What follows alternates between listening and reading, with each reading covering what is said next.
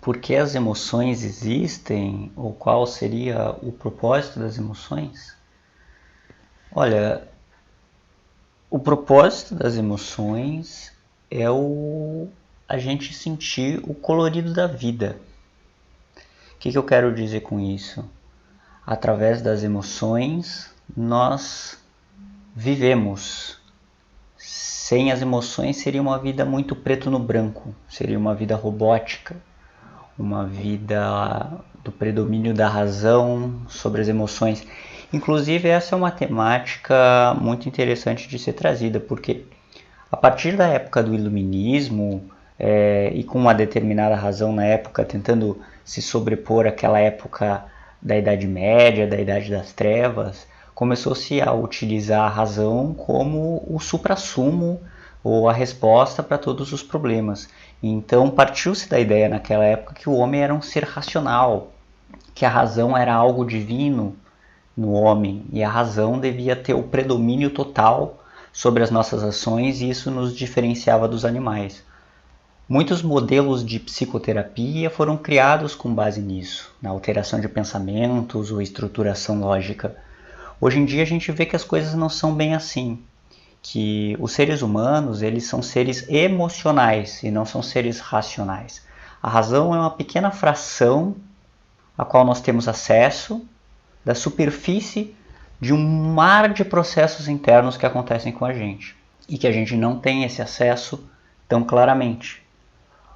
A emoção vai ser o mensageiro, o comunicador que vai trazer para a razão, ou para a nossa consciência, melhor dizendo, processos internos que não vão bem dentro da gente ou necessidades que não estão sendo satisfeitas.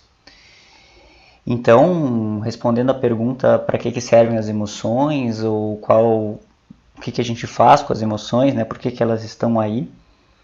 As emoções elas estão aí para dar o colorido da vida, a graça na vida, porque sem elas a vida seria muito sem graça. E as emoções elas são espécies de mensageiros que vêm trazer informações sobre necessidades emocionais ou necessidades fisiológicas que não estão sendo supridas. É mais ou menos a mesma lógica de que quando você tem fome, sua barriga ronca. Quando você tem fome, um estado emocional se altera dentro de você, fisiológico se altera, para avisar a sua consciência: ó, Fernando, você está com fome, vá lá buscar alimento, se mobilize para buscar alimento. Se eu não atendo essa necessidade que veio do meu inconsciente, logo essa dorzinha de barriga, esse pequeno mal-estar se transforma numa dor profunda e significativa. Meu corpo adoece por eu não me alimentar, por eu não buscar a necessidade que meu corpo está pedindo. Então, da mesma forma, as emoções elas têm essa função de passar uma mensagem para o nosso eu consciente, ir atrás de alguma coisa que nos falta. A tristeza é um mensageiro muito potente. Normalmente as pessoas querem se livrar das tristezas, se livrar da ansiedade, se livrar das emoções. Não, nós temos que conversar com as emoções e principalmente escutar as emoções. O que essa emoção que está me visitando veio me dizer? Qual que é o motivo de eu estar sentindo o que eu estou sentindo? Então, se eu estou triste, eu tenho que me perguntar por que eu estou triste. O que está acontecendo na minha vida que faz com que eu esteja com um estado emocional deprimido ou triste? O que não vai bem na minha vida? É um sinal para eu analisar alguns pontos. Da mesma forma, a ansiedade é uma mensagem que diz: existe alguma situação de perigo aqui? Eu estou interpretando os eventos da maneira correta? Deixa eu escutar essa informação. A raiva, ela vem nos comunicar que algum limite nosso está sendo violado ou algum tipo de senso de injustiça nós estamos percebendo em relação a nós e o outro. Todos esses mecanismos, esses processos internos de alterações fisiológicas que a gente chama de emoção, vêm nos comunicar uma mensagem. E cabe a nós escutar o que essa mensagem tem a dizer, para suprir aquilo que nos falta. Então eu acho que é mais ou menos essa ideia de por que nós temos emoções e por que elas são importantes. Para quem é indicada a psicoterapia, ou para que serve a psicoterapia, em quais casos se aplica, a primeiro modo eu vou dizer que para todos, para todas as pessoas. Porque psicoterapia é um processo de descoberta, é um processo de análise guiado para o interior da pessoa. A partir da terapia, a pessoa começa a entender como ela pensa, como ela processa os eventos, como ela vê o mundo, com que ótica ela vê o mundo, com que lente ela vê o mundo, com que lente ela vê os outros e com que lente ela vê a si mesma como pessoa. Então, psicoterapia é um processo de descoberta sobre as minhas sensações, sobre as minhas emoções, sobre o que elas comunicam, que são as minhas necessidades fisiológicas e emocionais, e um processo de descoberta sobre quem sou eu, quais são os meus valores e como eu me construo perante o mundo, qual caminho que eu quero seguir, conforme os meus valores, não os valores do outro. Eu digo psicoterapia para todos porque na nossa infância nós não somos treinados a fazer esse tipo de questionamento que leva a essas descobertas. A nossa educação, muito fruto do sistema pelo qual a gente vive, ela é uma educação mercadológica, ela é uma educação que nos prepara para o mercado de trabalho. Então nós aprendemos a executar funções, nós aprendemos muitas vezes não o que é importante para o nosso eu interior, mas importante para o mercado, importante para a sociedade funcionar, dada a lógica pela qual ela é estruturada no nosso mundo capitalista. Então o que acontece é que nós não temos uma educação voltada para as emoções, uma educação voltada para o sujeito e para as interações sociais. Em psicoterapia, o analista ou terapeuta vai tensionar e questionar situações, pensamentos que vão fazer com que a gente faça essa descoberta, essa navegação introspectiva. Muitas vezes nós agimos, seja com namorado, com amigo, com ficante ou com chefe, de maneiras automáticas. Sem se conhecer, a gente age pelo nosso inconsciente, que a gente nem tem entendimento desses processos, a gente só tem a compreensão final, que é o comportamento. Então, às vezes, a gente evita umas situações por medo, a gente ataca outras pessoas por raiva, a gente discute daqui a pouco por ciúmes, sem nem saber de onde isso vem ou como isso opera dentro da gente. Nós viramos marionetes do nosso eu não descoberto, do nosso eu inconsciente.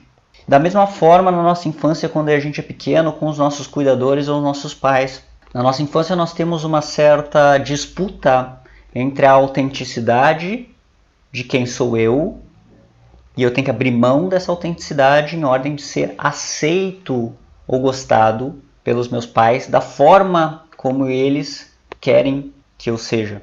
Então também, assim como a escola, é uma educação imposta de um terceiro para eu. Talvez na terapia, pela primeira vez na vida, o sujeito vai ter uma educação verdadeira, uma descoberta de quem ele é. Como diria Sócrates, a vida não analisada não vale a pena ser vivida. Porque senão nós nos tornamos meros instrumentos de nós mesmos, sem saber por que a gente está agindo da forma como está agindo. Então a terapia é isso. Eu diria que é para todos, não só para pessoas que têm estados deprimidos, ansiosos, com certeza ela pode ajudar nesse quesito, mas é para todos aqueles que têm a coragem de descobrirem quem são. E uma vez descobrindo quem a gente é, embora seja uma jornada que muitas vezes pode trazer desafios, eu digo coragem porque pode trazer sofrimentos, pode trazer questionamentos, tensionamentos, e a vida é assim, vai fazer com que fique mais claro quais são os nossos valores. Uma vez que eu tenho os meus valores claros, eu consigo defender esses valores e impor esses valores perante o mundo. E não o mundo colocar a sua agenda como foi durante boa parte da nossa vida ou existência. É como se a gente estivesse vivendo de olhos fechados. E a terapia vai auxiliar a gente a abrir esses olhos e fazer uma descoberta, mas abrir os olhos não para enxergar o exterior, mas para enxergar o nosso eu interior. E a partir disso conseguir projetar um exterior que nos agrade. Bom, estou estudando psicologia e gostaria de saber dicas para me tornar um bom terapeuta. Olha, se eu pudesse dar alguma dica sobre o ser terapeuta, seria, obviamente, o básico, né? Que é estudar, ler bastante. Ser terapeuta envolve gostar de ler bastante leitura teórica densa, e não fique preso em um autor somente. A melhor maneira da gente se ver livre da tirania, né, de algumas teorias é ter um conhecimento mais amplo e consumir uma literatura diversa, tá? Então tem que gostar de ler bastante, ler a teoria, mas para ser um bom terapeuta não basta dominar a teoria, senão seria muito simples, né? Seria muito mecânico o processo. Seria algo que um robô ou um computador poderia fazer. Porque não se trata só do conhecimento teórico, se trata de uma sensibilidade humana.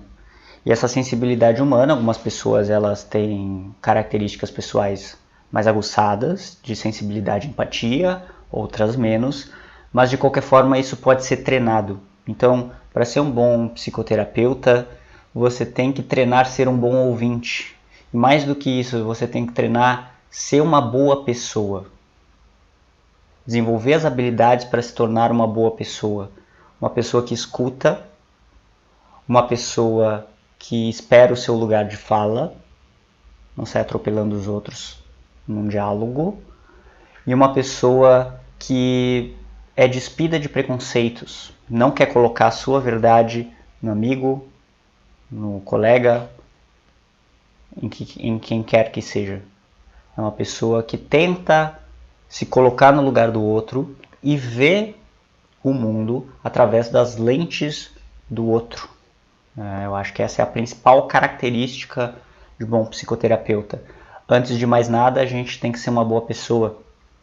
Não adianta a gente meditar todos os dias e tratar o porteiro do prédio mal ou tratar as outras pessoas com desprezo. Então acho que seria isso. E uma dica que eu daria para um psicoterapeuta que está iniciando ou até que já tem um determinado tempo seria fazer terapia, né? Para não ser casa de ferreiro, espeto de pau. Porque a psicoterapia, se nós indicamos para os outros, é bom que nós façamos também. Senão é que nem aquele tipo do médico que não faz exames, né? Todo mundo tem na família um médico que indica exames para todo mundo, mas ele não precisa fazer exames porque ele é imune a doenças.